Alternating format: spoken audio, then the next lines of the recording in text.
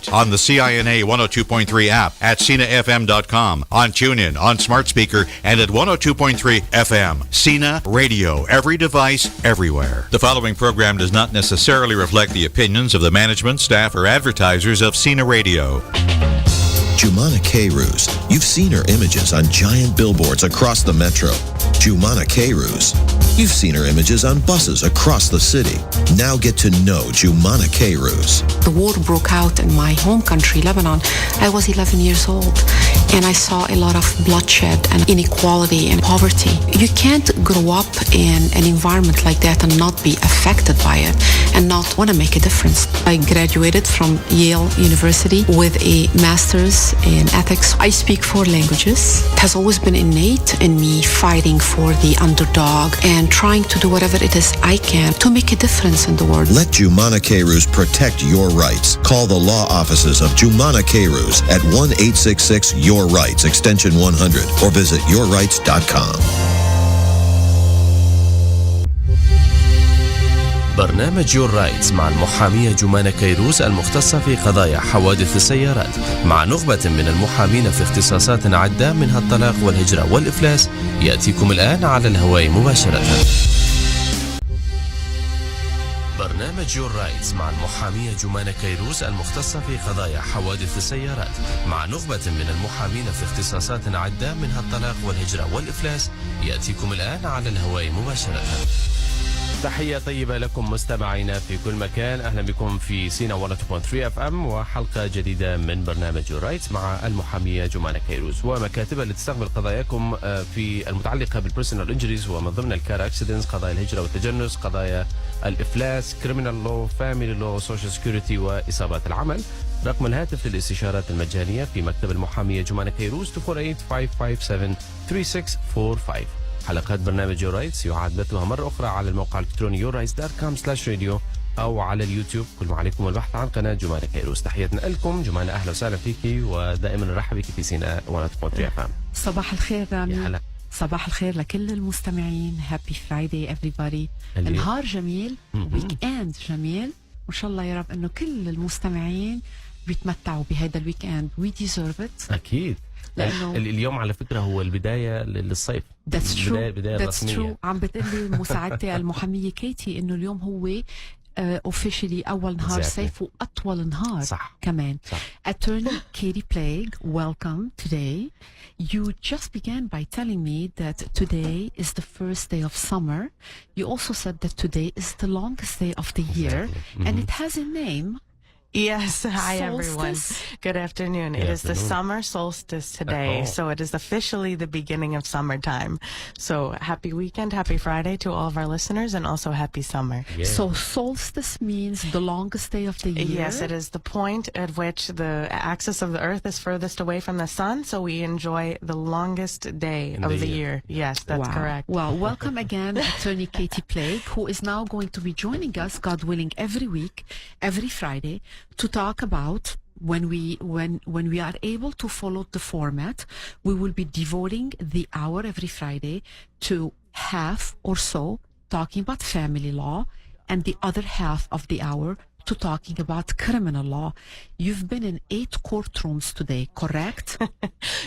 Almost 6 so far. 6 and we had one attorney assist me as well. He did very well today. Okay, yes. Very good. I just want to begin by reminding the listeners that effective this past Monday, we are now very proud to report that we are on the air daily.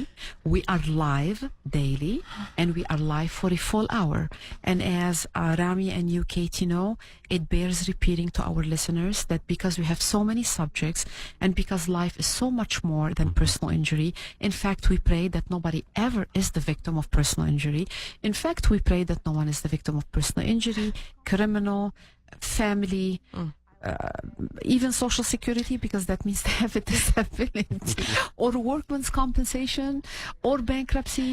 I like but to say, reality is that I like to say in an ideal world, none of our listeners will ever need an attorney, but in reality, when you need one, we want you to have a good attorney you can trust who's going to work to represent you. So ideally, we would love this to be an intellectual exercise, but reality is if you live here in this 3-dimensional place called Earth, you will have challenges and you have to deal with laws, and whether you know the laws or not, these laws exist and you are expected to know the law. Ignorance of the law is not bliss in the United States. And with that in mind, we now talk about a subject every day, and we spend about an hour taking our time explaining hopefully important, relevant points regarding that subject to our listeners, points that may matter to our listeners.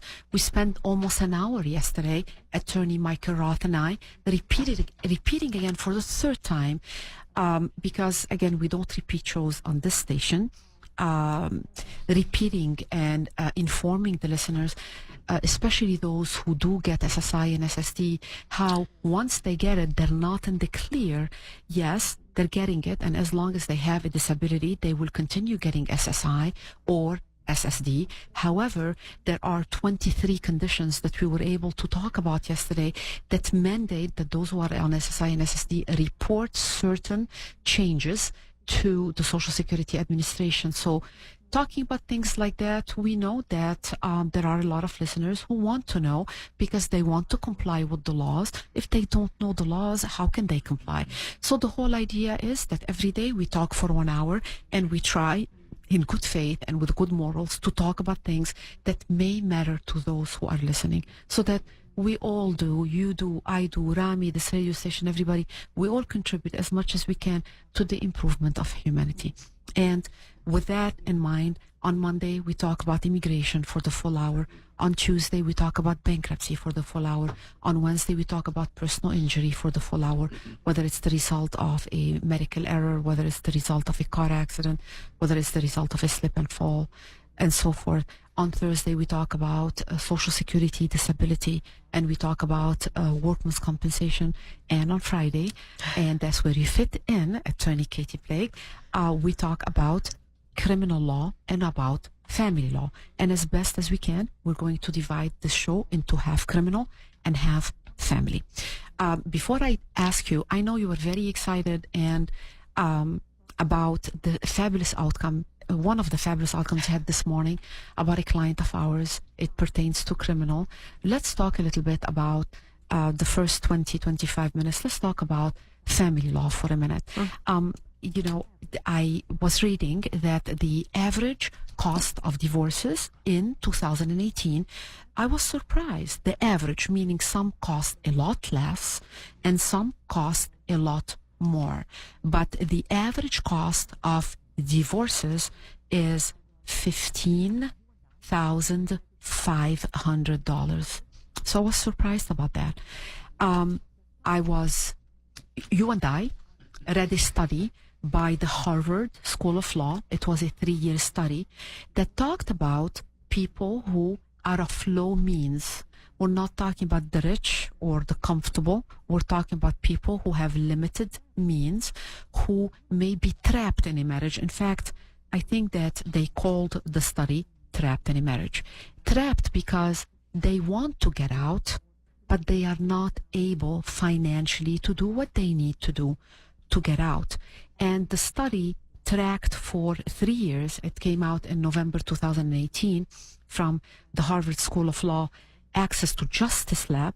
That study found that those people who do not represent the do-it-yourself divorce people, and we are not here at all advocating hiring a lawyer or doing it yourself, or we are just talking about facts right now. We're talking about statistics, and then we can talk about solutions, alternatives, and so forth. But this study that tracked people of low income people for 3 years found that only 5% of those who decide to get divorced on their own without hiring a lawyer end up doing it within 18 months. And 14%, I think, end up doing it within 3 years.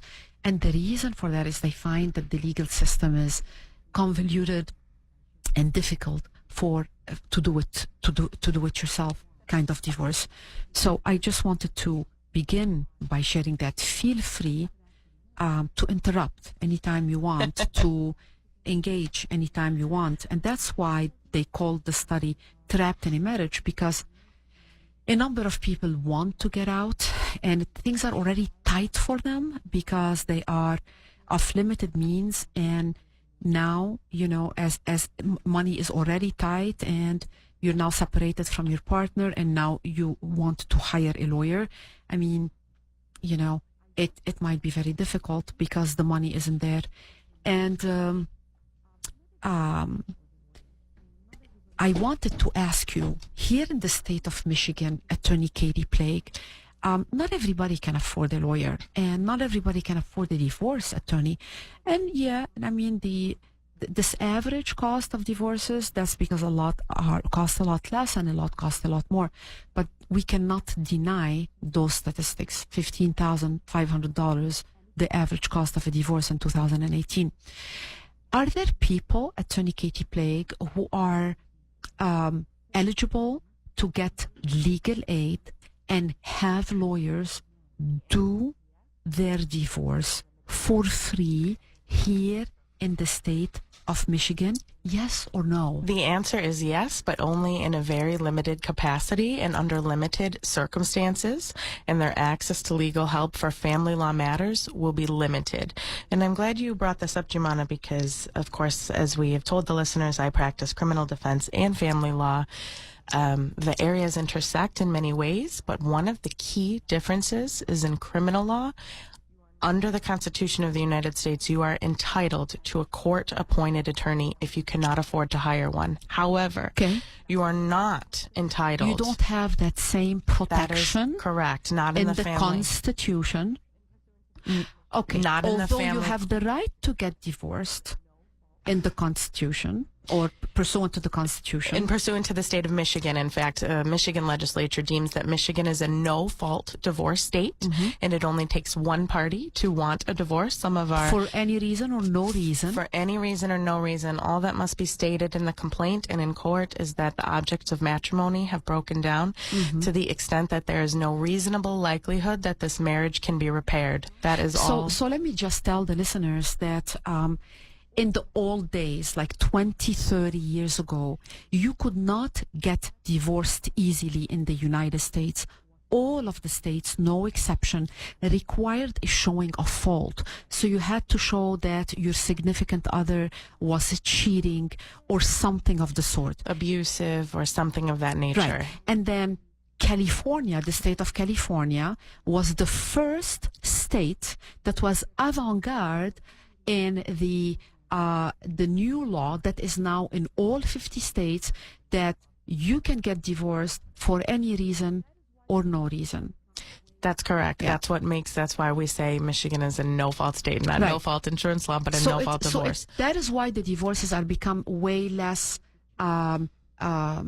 scandalous, because you don't need to get divorced from the father of your children or the mother of your children and put it out there that she or he has cheated or is cheating. You don't need to make those allegations in order for you to get divorced. That's correct. And in fact, a lot of our clients are surprised, sometimes even shocked, that the court, frankly, does not care what reason you want to divorce and aren't in the business of assigning blame in most scenarios. There are some limited exceptions we can discuss later. Right. For one party or another. Yeah. Fault comes into play in the division of property. If someone is at fault, in particular, for spousal support, Joumana, fault is one of the factors that make a determination of spousal support payments. The old term for this is alimony. Okay. And if, in particular, if a party is found to have been diverting assets from the marital home to elsewhere, for example, a paramour, a significant other they are cheating on your spouse with, they will be penalized in court, absolutely. Okay. But those are extreme circumstances. Let's go back to first the do-it-yourself divorce. Yes. And then let's move on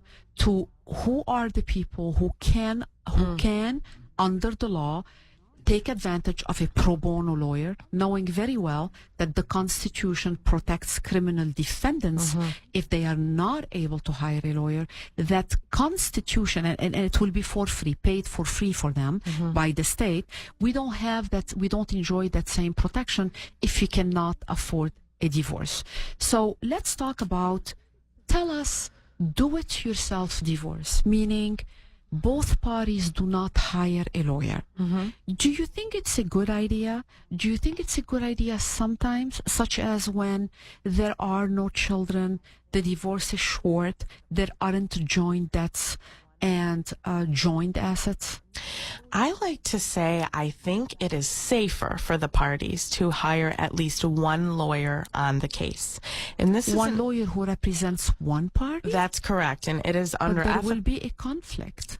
There are ethical rules that state one lawyer can only represent one party to the divorce. However, the parties can agree to split the cost of the attorney, and then at least there is an attorney on the case who is making sure the documents are prepared correctly. Because sometimes people don't understand those documents, and it's a procedural That's mistake. correct. And in that study, nothing more than that. And in that study we discussed, Joumana, from that article, what it stated was the paperwork and the documentation that are required and the deadlines that are required is what often leads to the dismissal of a divorce case where you are not successful in getting a divorce. Now, oftentimes it can be a very contentious situation, and it would benefit the parties to have a lawyer per side. Okay, Absolutely. but let's be clear. You're saying that for those who cannot afford or do not want to hire a lawyer, it is safer if one of the two hires a lawyer. But we want our listeners to hear that that lawyer will only be loyal to the person who hired her or him. Don't think that one lawyer, if you split the cost in the middle, is helping both of you. The loyalty, unless it is agreed, and I don't know that that's a good idea, but I will say this, you're right. If a lawyer, at least one lawyer is engaged, at least procedurally speaking, you know that the forms were submitted correctly, that you can navigate yourself through this legal maze in court, because that's the reason why low-income people left to their own devices without any lawyer, only 5% of them end up getting divorced after a year and a half. They get trapped in procedural constraints by the court system. And we've seen this many times, Joumana. And in fact, there are clients who come to us after they have attempted to do it on their own, and they realize that they need the assistance of an attorney to help them. And I think it's also interesting for our listeners to know, because my clients are surprised about this. If you hire us as your attorney, or you hire any attorney for that matter, and your spouse chooses not to hire an attorney, ethically, that attorney can approach the other spouse without a lawyer and speak to them very directly. Of and course, it's correct. Because they're not represented. Exactly. And you're absolutely correct. One lawyer cannot represent both parties to a divorce ever, but if both spouses are mature and amicable, reasonable and are coming to a resolution on their own, a lawyer is an officer of the court. They cannot speak, they cannot tell a lie, and they cannot try to misrepresent. To the party who is not represented by an attorney. So then the do-it-yourself divorce, so to speak, may work when things are simpler and the parties are amicable. They are friendly. So they can do it, possibly, or one will hire a lawyer. The presence of a lawyer will not mean that both parties are protected, no, but that lawyer is an officer of the court, should not misrepresent, should not lie, and will certainly make sure that all the documents are properly filed and there are no violations, which is the number one reason why people who do it on their own end up not succeeding, because they get blinded by this maze of legal documents and these documents called precipice and this and that and so forth, correct? That's absolutely right, Joumana. And anytime if I'm working on a divorce case where the opposing party does not have an attorney, I think it's important our listeners know before any document is entered with the court, I always tell the opposing party, you have the right to have another attorney review this document for you before you sign it. I've not misrepresented everything, and I've been truthful in what this document states, but your rights are protected to the person without an attorney because you have that chance before anything is entered in court. So it is possible in all scenarios. It's possible to do it without an attorney. It's possible to do it with one attorney. And in some unfortunate instances, the situation will require that both parties hire a lawyer before the outcome is رامي met. إذا بتسمح بدنا بس نلخص بعض الأمور بالعربي لأنه مهمة. في دراسة طلعنا عليها بتفرجي إنه الافريج يعني معدل الطلاق بال2018 تكاليف الطلاق بال2018 بالمعدل بالولايات المتحدة بيكلف $15,500. يعني في طلاق بيكلف أقل وفي طلاق بيكلف أكتر بكتير. في دراسة طلعت بنوفمبر 2018 من هارفارد لو سكول، دراسة ل3 سنوات، بتفرجي إنه الأشخاص اللي ما بيقدروا cannot afford a lawyer، اللي ما عندهم المصاري ليقدروا يوكلوا محامي، عم بيكونوا سمون بالإنجليزي trapped in a marriage، يعني هن موجودين بالزواج مش لأنهم حابين يبقوا بالزواج the relationship has broken down، وإنما لأنه ما عم يقدروا they cannot afford، ما عم يقدروا يوكلوا محامي وما عم يعرفوا كيف يتصرفوا بالمحكمة، لأنه البروسيجر بالمحكمة منا كتير سهلة. هيدي النقطة اللي بدنا نوصلها، منا سهلة لدرجة إنه هيدي الدراسة من هارفارد لو سكول فرجت إنه من بعد مرور 1.5 سنة من هؤلاء الأشخاص اللي بدأوا بالطلاق، في بس 5% منهم قدروا عملوا الطلاق من بعد 1.5 سنة. شو اللي منعهم؟ مع انه الإرادة موجودة، النية موجودة، اللي منعهم انه ما عم بيعرفوا كيف يتصرفوا بالمحكمة لأن كلها مستندات قانونية شوي صعبة. من هون سألت للمحامية كيتي، هل دستوريا بحق لهم الأشخاص اللي ما عندهم مصاري they cannot afford a lawyer انه يحصلوا على محامي وتدفعوا الحكومة؟ بتقلي الجواب هو سلبي. رح نحكي بطريقة مفصلة أكتر ليلي بيقدروا ياخدوا بروبونو ليجو سيرفيسز محدود كتير، بس قالت لي قانون الفاميلي لا مختلف جدا عن قانون الكريمنال لا. قانون الكريمنال لا بالدستور تبع الولايات المتحدة يقال انه اي انسان متهم بجريمة او بجنحة او بجناية بيحق له دستوريا انه يحصل على محامي فري اوف تشارج اذا هو كان indigent، اذا هو كان فقير، اذا هو كان مدخوله كتير واطي. ساعتها المحكمة بتقدم له court appointed attorney، يعني المحكمة بتدفع، الحكومة بتدفع. بدستور الولايات المتحدة انه وقت الانسان بيكون متهم جناية جنحة بحق له مجانيا بكورت appointed attorney، وإنما الدستور ما بيتكلم عن الأشخاص اللي هن ما بيقدروا يوكلوا محامي وهن بدهم يقوموا بالطلاق. وبما انه الدراسة فرجت انه هيدا عم بيكون حاجز ل 95% من الاشخاص اللي they cannot afford a lawyer انهم يطلقوا. عم نحكي اليوم شوي على شو ممكن الحلول. من الاشياء اللي قلناها، سألتها do it yourself divorce، في اشخاص بيحاولوا وفي اشخاص بينجحوا، وحسب الeducation level بصراحة، حسب البيشنس تقدر تفهم عليهم للأوراق، وحسب إذا كان الطلاق أصلا سهل. يعني كل ما كان الزواج أقصر، إذا ما في وجود ولاد، إذا ما في ديون بين الاثنين، إذا ما في أشياء مشتركة كتير بين الاثنين، هيدول من الديفورسز اللي يمكن بيقدر الإنسان يعملهم وحدهم. هون بتنصح إنه على الأقل يكون في محامي يمثل طرف من الطرفين if possible. ليه؟ لأنه إذا في محامي ساعتها المحامي بيعرف كيف يقدم الطلاق، ما رح يضيع بالأوراق لأنه هيدي شغلته. لأنه مثل ما قلنا الحاجز اللي عم يردع العالم إنه عم بيقدموا الأوراق الغلط، عم بيقدموا الأوراق الغير مناسبة، وهيدا عم بيسبب لهم 95% من الوقت يا عم بيستصعبوها وما عم يعملوها، يا ما عم بيقدروا يخلصوا بطلاقهم لأنه عم بيتصرفوا وحدهم ومش عم يفهموا شو معنى الأوراق المستندة بالمحكمة. فالنصيحة هون إنه على القليل الشخص من الشخصين يوكل محامي، بس ملاحظة إنه المحامي هو بس لحماية الشخص اللي وكله. يعني لنقول الرجال والمرأة اثنيناتهم ما فيهم يجيبوا محامي، بس لنقول مثلا المرأة قدرت جابت محامي، لازم يعرف الرجل إنه هيدا المحامي بالنهاية عم بيمثل المرأة، بس على الأقل هيدا المحامي رح يعرف كيف يقدم الأوراق من البداية للنهاية. وبالنهاية المحامي هو officer of the court، محلف، يعني ما بيقدر يكذب على الطرف الآخر، ما بيقدر يستغل الطرف الآخر إلى آخره. والنقطة الثانية اللي كمان حكينا عنها إنه كل الولايات من تقريبا 20 سنة بداء بولاية كاليفورنيا صاروا نو فولت ستيت. يعني إذا طرف من الطرفين بده الطلاق، مش مثل الطلاق الكنائسي، مش مثل الطلاق ال الإسلامي، الطلاق المدني إذا شخص من الشخصين بده طلاق بسبب ولا بلا سبب، بسبب وجيه ولا بلا سبب وجيه، المحكمة لازم تعطي الطلاق. بالماضي كان لازم تفرجي فولت، كان لازم تفرجي غلط. مشان هيك بالماضي divorces used to be scandalous.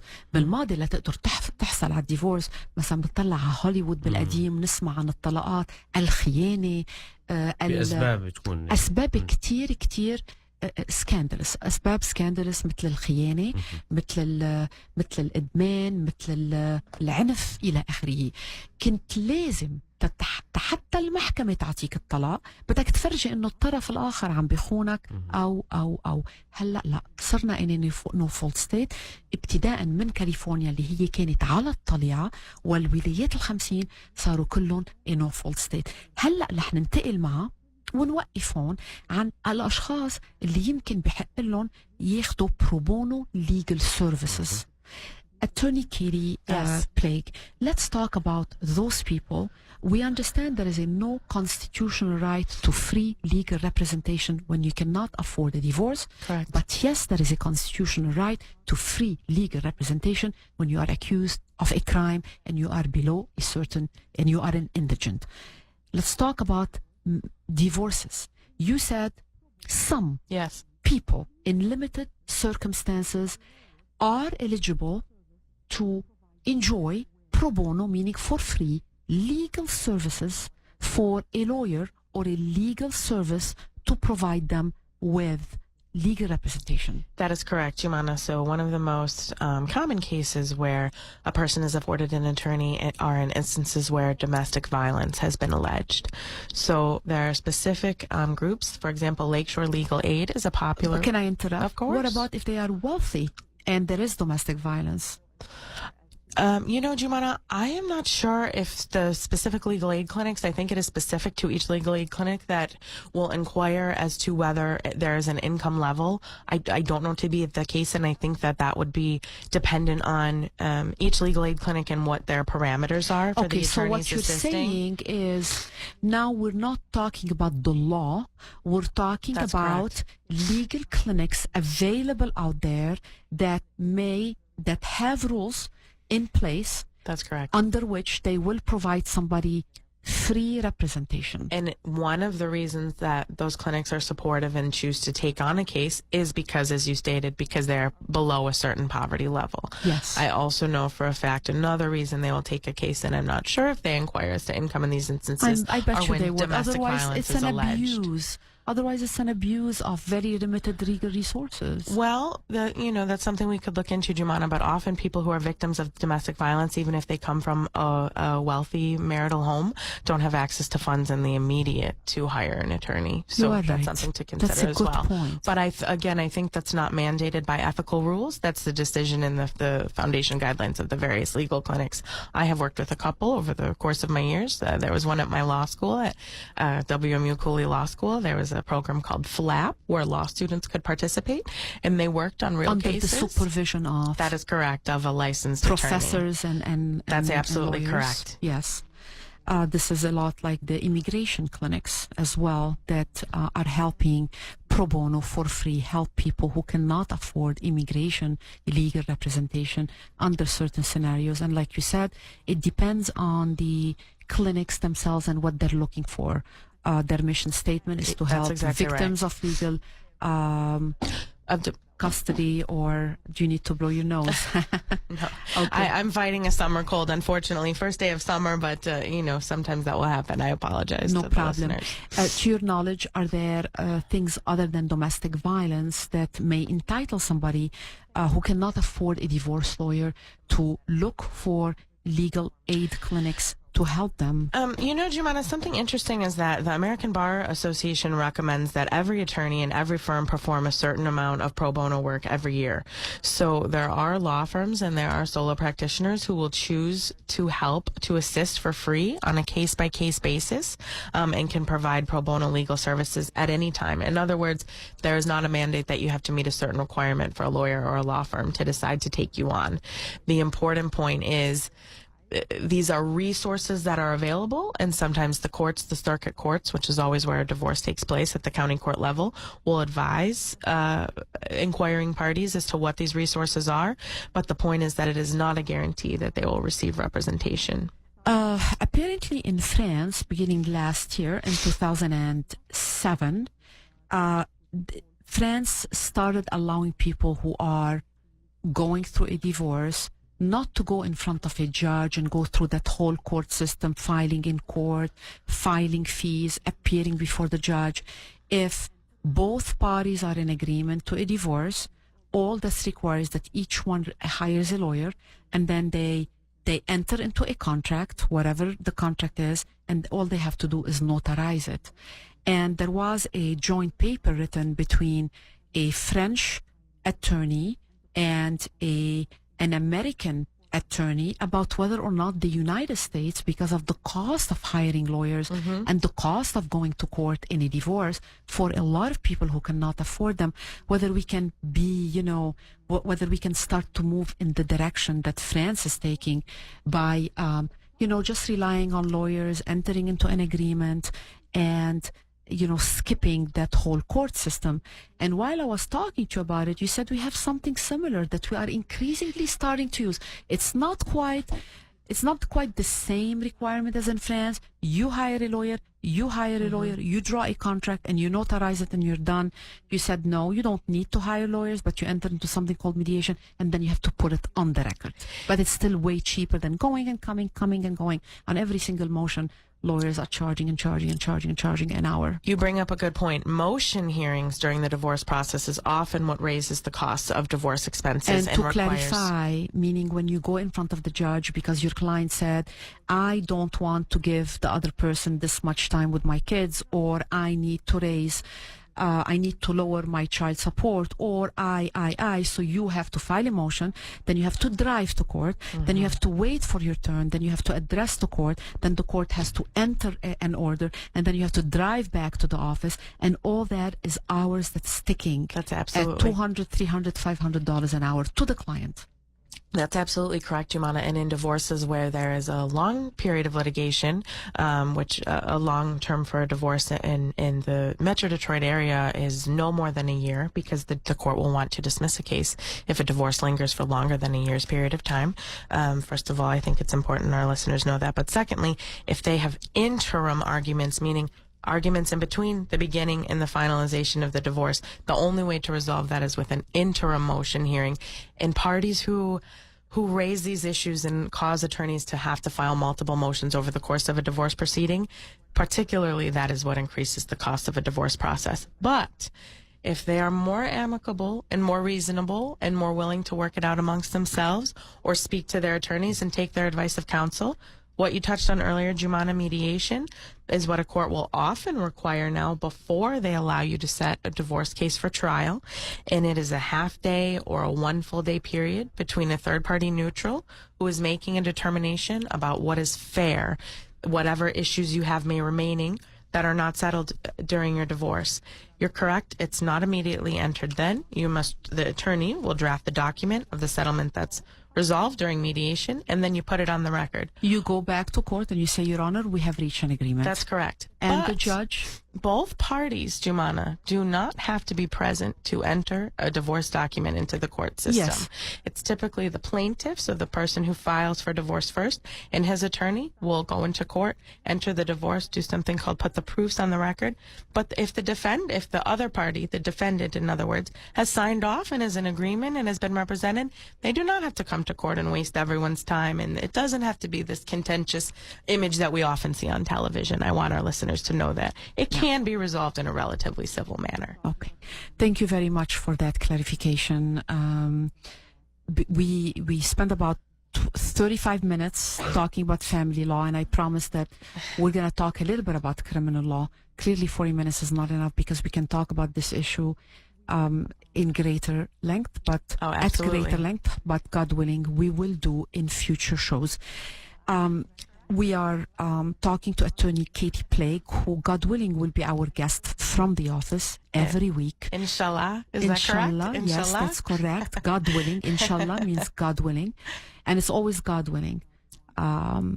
there is what the human wants, and then there is what God wants. And that's why all the holy books say, don't say tomorrow I will do X, Y, and Z.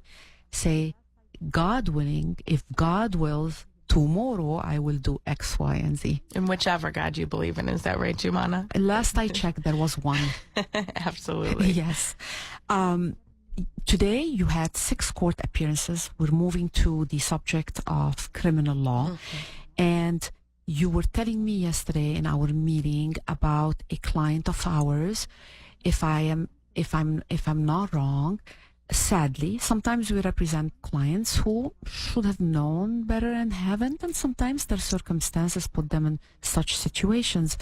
This client of ours now lives in another state, and this client of ours has failed to pay child support to the tune of, we're going to change the number, we're going to call it $35,000. It's even higher than that. And when the arrears, when the failure on the part of the parent to pay child support goes above, and correct me if I'm wrong, it goes beyond $10,000, the Attorney General has the right to issue a warrant for the arrest of the person. Quick clarification, there actually is no dollar amount required. Oh, there is technically, no dollar. So where did I come up with that $10,000? Is that kind of... well, what it is, Joumana, is there's practically speaking and then there's legally speaking. Practically speaking, I know in Wayne County, for example, where child support arrears are very, very high in very many cases, a felony warrant typically won't be issued until we're upwards of perhaps $20,000 or more, but that's not a bright line rule. In other words, that's not a hard and fast rule. Legally, the felony warrant is issued by whom? In this case that we discussed, Joumana, it was issued by the Office of the Attorney General, who is assisting the county courts in collecting the child support for the benefit of the payee.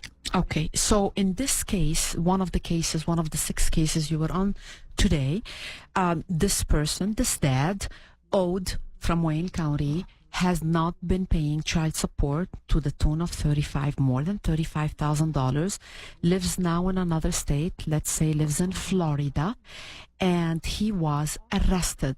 How is it that so a warrant was issued for his arrest, a felony warrant? The office that issued the warrant was not Wayne County. It was the Office of the Attorney General. So you've been dealing with the Office of the Attorney General that's assisting Wayne County in getting this child support paid. How is it that he came to be arrested? Was it a traffic violation? It was, and I'm going to be very careful not to reveal too many details. It was during travel. Okay. It was during travel. So during travel, something popped up on the computer. That's correct. That said that there is a warrant for this person's arrest. Then this person contacted us. That is correct, yes. Okay. And said, I need legal representation. What was your advice to this person? Well, this is one of those interesting cases where family law and criminal law intersect, Joumana, because typically a child support case is a family law case, which means it goes through the circuit court, which is, of course, something that my department handles. And that is something that is typically very readily resolved. And what I stated was, if it's simply a family court case, that's something that I can take care of in a relatively short period of time. But my instincts told me that if the warrant reached far enough and was powerful enough for it to lead to arrest in another state, that perhaps a different entity would be involved. Can I just ask you a question to those who are listening who may be behind in paying child support? When should they start worrying that it now has given rise to a felony? When does it become a crime? Are there any hard and fast rules for that? There are not, Joumana. It is a crime at any time that the support is behind. And it depends on the counties. That is correct, and I'm going to tell something for our listeners in Oakland County in particular. I'm sure the number can be a lot less. I have seen what is called show cause orders or contempt orders issued after a couple of months of back payment, which a show cause order requires that person to come into court and explain themselves to the judge and answer to the judge and explain why they're behind after only a couple months. Practically speaking, in a place like Wayne County, where the arrears are often much higher, it takes much, much longer than that. But I cannot advise our listeners. So is it fair to say that failure to pay child support can be a felony? At any time under Michigan law, yes, Joumana, that is correct. Okay. Which there is surprising. A law, there is a statute that says if you fail to pay child support, you have committed a felony. That is correct, and it's punishable technically by up to 4 years in prison. That is the law. Yes, Joumana. Okay. I would appreciate it if next time, if you can remember to bring the statute with you. Absolutely. I'd love to read it to our listeners so that they see that so that we can cite the specific law that states. Yeah, you want to pull it out right now as well? I was going to say, no if you give me just a couple minutes, I can get the statute number to reference Joumana. Absolutely. So this person, therefore, thank goodness technology, right? Right. So this person who lives in another state was arrested because he has failed to pay child support, contacted you. You contacted the Office of the Attorney General. And first, I contacted the circuit court where I learned that the case had originated from. Did you have to file an appearance first? Why would they talk to you? They gave me a limited amount of information of what was public record. Okay. And then I did file an appearance. And from there, I was able to make contacts with the division who assigns a case from the circuit court into the felony division. Okay. And from there, I was able to make the contacts that I needed in the Attorney General's office and was thus far able to negotiate a very successful resolution for this case. And without giving very specific details, you asked this person to travel from, say, the state of Florida to come and turn himself in? That is correct, Joumana. Okay. Now, this person cannot afford to pay all of the $35,000. That you is were also able correct. to negotiate a release on, call it, $7,000 bond? We're changing the number a little bit. That's correct. Actually, was less. Actually, he was released on personal bond, which is a personal recognizance bond of your own devices after there was a good faith showing of a sizable sum paid towards the arrears. So the case isn't over yet. It's okay. Still... So personal bond, what does it mean when you are released on a personal bond? When you go in front of a district court and you are read your criminal charges, now, you have to post a bond, meaning that you are promising the court to return on the date and time set for your prosecution. For the next court date. For the next court hearing. date. For the Whatever next hearing. Before, yes. And a personal bond, meaning that the defendant promises the court that I will return. You have my word, Your Honor. I don't need to give you $10,000 or $100,000. I will return. The court accepted that. That is correct. The court accepted it because I was able to develop a very productive relationship with the investigator in the Attorney General's office. Okay. And the Attorney General directed the court to go below what the statute requires to accept for a bond to be posted in this and allow this deal to be entered by the judge. And our client also made a $5,000 payment toward his child support already? Did you say $5,000? Well, yes, we're going to use different numbers, but yes, what happened was instead of posting it as a bond, the investigator agreed to allow us to pay that towards the arrears, so that now that my lowers client the doesn't have to pay $35,000 arrears. That's even absolutely lower. correct, and so that the client doesn't have to pay twice, the court and the child support. It all went towards the support payment. Is there a lesson to be learned here, other than informing our listeners that failure to pay child support is a felony, punishable by imprisonment, and we will quote the statute. And the statute for that, Joumana, I have it here. It's MCL 750.165. So our listeners can look that up, and it reads MCL, meaning Michigan compiled law. Correct. 750. Which is the criminal section, point 165. 165. And what does it read? Oh. Sorry, because that's the statute that says that failure to pay child support is criminal. It's lengthy, Joumana. There are many details that I'm not sure. Is there a way you can... The title of the statute is Failure to Support Spouse or Child is Required by Court Order. Violation is felony, penalty, applicability, cash bond, suspension of sentence, bond, order of restitution, state disbursement unit. And then the statute is very long detailed. Statute. Yes, it certainly is. But that is certainly the law that stands for the proposition that failure to pay child support can give rise to a felony. What advice if our client had to do it again? Yes. And maybe came into difficulty. Yes. And could not afford to pay the $35,000 or the $20,000 or the $15,000. Is there anything, hindsight being 2020, that this person could have done so that things don't come down the way they came down, leading to his arrest, traveling back to Michigan, posting a bond, having the charges read to him, and so forth? Absolutely. And there's a couple points I would like to make to our listeners. First of all, I'm not going to give specific dates, but to speak in very general terms, the circuit court had a warrant out for much longer than the felony warrant existed. In other words, if this would have been resolved, because of the failure of child support? Correct, and for the failure to appear in court. Did this person think that if he left to another state, that he will be outside the jurisdiction of Michigan and he will be safe? I'm not sure if that's the case, Joumana, and I don't want to go into too many personal details to protect our client's privacy. But in any case, number one, the sooner you resolve any arrears, the sooner you resolve any problems, the better. Okay, absolutely. So your client calls you and says, Katie, I'm not going to be able to pay. I'm coming upon financial hardship. Yes. I just lost my job. Yes. So what do you advise your client? There are a couple of things we can do. Number one, any good faith payment is going to be better than none at all. And a warrant is going to be much less likely to be issued if some payment has been made over the course of time. In other words, if your child support order states that you have to pay, for example, $250 a month, even making half of that payment shows a good faith effort. That's number one. Number two, an attorney can always file a motion for a reduction of child support based on a change in circumstance in the life of the party who is required to pay. So you can always hire an attorney to file that if there's the proper cause and the proper basis to file such a motion. Number three, now, of course, this is not the same across the board, and this varies county to county, and judges are different everywhere, as we know, and all experiences are not the same. But in my experience as an attorney, the quicker you deal with a behind payment, the better. Absolutely.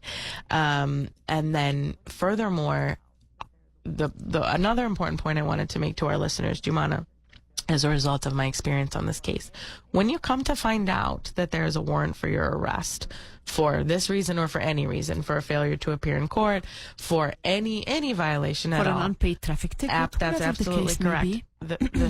The sooner either you contact an attorney or get an attorney's advice or hire an attorney to assist you with this, the sooner you act on this warrant, the better. And the bottom line is, at the end of the day, when you turn yourself in on the warrant, in other words, when you surrender yourself to the authority who has a hold over you, there's a much greater opportunity you are going to be released on your own trust under either a personal bond or a low set cash bond. And that was the case for our client today, without going into too many specifics. And I think that's very important for the listeners to know. In general, was there a reason that you can share for why this person failed to pay for this whole time? Was it is the reason clear to you at all? The answer is no, it's not clear. Okay, good enough. And there can be a number of reasons. And Joumana, I think across the board with our criminal clients, what I see a common theme is when people get overwhelmed with something that's against them and they have an inkling that they might be in trouble, or they know for a fact that they are in trouble, the longer time goes by, the more overwhelming it gets, and the more fear drives their decisions and drives their actions and drives their behavior. And it cripples them. And that's very understandable. And, as you and I talk about all the time, Joumana, attorneys are both counselors. And when we're licensed to practice, we're licensed as attorneys and counselors at law. And part of our job is to educate the client as to why it's important that you face these violations or face these matters, whatever the case may be, head on, because the sooner we deal with it, the better, and the more chance you have for an outcome that isn't going to affect you for the rest of your life and isn't going to put a mark on your criminal record for the rest of your life. Was the client pleased today with the outcome? I hope so. Okay. I certainly hope so, and it's still ongoing. It's not quite resolved yet, but I will he have to pay the whole remainder of the $35,000, or can you negotiate payments down? You can. That's a complicated answer, and sometimes that depends on the decision of the payee. In other words, the person to whom the child support is owed. That is not a bright line answer. Needless to say, it depends on the relationship that the attorney has established with whichever party is either prosecuting. And let's also not forget that even if there is a change in circumstances and somebody loses their job and really shouldn't be paying as much as they were paying, unless they file a motion with the court and the court changes the order and replaces the old order with a new order, then the old order continues to be in effect, although the circumstances have changed, because the court only speaks through its orders. And for the court to issue an order, there has to be a motion, there has to be a hearing, the judge has to hear the arguments from both sides and replace a new order with the old order. The court doesn't speak by email, doesn't speak That's by correct. letters, doesn't does not retroactively apply. That's a very important point. And to turn this to circle back around, as they say, Joumana, to something we discussed at the beginning of the hour with the family law case, our clients should also know that the parties can also enter into a consent order without filing a motion. In other words, in the rare case that the parties, after a divorce or in a custody proceeding, can speak to one another and to work out their differences themselves. If the other party agrees that there has been a change in circumstance, they can enter that court order. And that's difficult to do, but sometimes I think it's important the other party realizes that, some payment is going to be better than no payment at all. So again, circling back around, if they're able to communicate and speak to one another and be reasonable, it does not have to be contentious or litigious. They can enter a consent order with the court without filing a motion at all. Okay, and we have only 3 minutes. It's very important that I translate this into Arabic. رامي، في عنا موكل عم نغير شوي the facts، but خلاصة الأمر مطلوب انه يدفع child support لابنه او بنته $35,000. ما دفع، انتقل الى ولاية اخرى بطريقة او باخرى، اعتقل، وقف، يمكن ترافيك فايليشن، يمكن عم بيسافر، طلع انه في warrant for his arrest من ولاية ميشيغان. تعرف انت انه في تبادل بين الولايات هون بميشيغان، يعني warrant for somebody's arrest هون صالح باي ولاية لانه it goes on the lien system. So بطريقة او باخرى توقف، he got arrested وطلع انه عنده warrant for his arrest. اتصل فينا، خلاصة الأمر إنه هذا الشخص مش دافع child support تبع ابنه أو بنته من وين كاونتي، والوين كاونتي اتصلوا مع ال Department of the Office of the Attorney General، لأنه صار ال Office of the Attorney General صار لهم سنوات عديدة صار بهمهم كتير ال unpaid child support. يعني they are buckling down on what do they call them? Deadbeat dads? There is a term for it. That's a colloquial term I've heard before. Yes. Yeah, but is that the term that's been used when fathers do not pay their child support? It's a term I've heard before, but I just. But that's not. We're not using it. Yeah. We're just saying. I don't want to make anyone feel bad. No, not at all.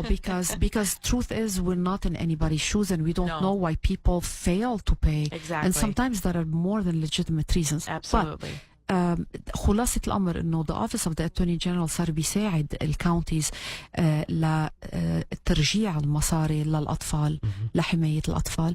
So اتصل فينا هيدا الشخص، اتصلنا بالوين كاونتي، الوين كاونتي حطونا in contact with the Office of the Attorney General. اليوم كان يعني موعده بالمحكمة مع المحامية، وقدرنا طلعناه، يعني سلم حاله وطلع دغري، يعني ما فات على الحبس طبعا on a personal bond، يعني بكفالة وعد من قبله انه هو رح يرجع يجي بالوقت المعين، ودفع $7,000 من ال $35,000 اللي مجبور انه يدفعون. خلاصة الامر هون انه في قانون بميشيغان وهو MCL، يعني ميشيغان Compiled Law 750 اللي هي عن كل شيء كريمنال، 750.165 بتقول انه failure to pay child support is a criminal act. يعني أي إنسان ما بيدفع التشايلد سبورت تبعه معرض لجناية، والجناية فيها حبس لحد 4 سنين. خلاصة الأمر هون إنه الإنسان ما يتجاهل إذا صار في عنده تغيير، والتغيير بالسيركمستانس تبعه وخسر شغله إلى آخره، ما بيقدر يتناسى ويطنش. لازم يرجع يقدم طلب جديد قدام المحكمة لحتى يشرح للمحكمة ليه ما عاد في يدفع قد ما يدفع. وبتقول هي any payment is better than no payment. إذا كان البيمنت 200 وبيقدر يدفع بس 50 هيدي is gonna help very very much. بالفعل. جمانة شكرا لك، أكيد معلومات مهمة وقيمة. نلتقيك الاثنين إن شاء الله. إن الله راد. Thank you very much. Thank you. This is CINA Radio, Windsor, Detroit.